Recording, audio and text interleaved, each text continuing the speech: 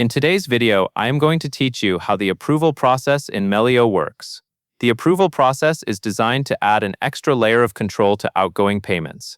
It helps make sure that larger payments are reviewed by the right person before money is sent. This is especially useful when multiple people are involved in paying bills and you want a clear checkpoint for higher value transactions.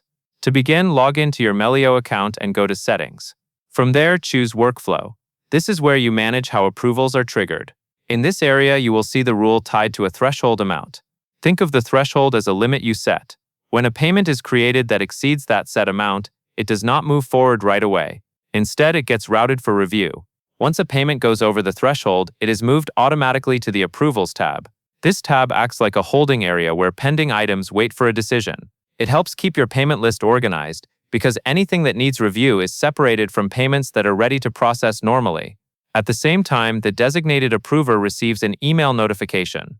This message is a prompt letting them know there is a payment waiting for approval. It is important that the approver has access to the correct account and that their notifications are enabled, so they do not miss time-sensitive requests. Next, the approver logs in to Melio and reviews the payment details. They should check key information like the payee, the amount, and the scheduled date. If everything looks correct, they click Approve. If something seems off, or if the payment should not go out, they click Decline. Taking a moment to confirm details at this stage can prevent delays and reduce the chance of errors. After the payment is approved, it is officially scheduled to be sent. At that point, it moves forward in the normal payment flow according to the delivery method and timing that were set when the payment was created.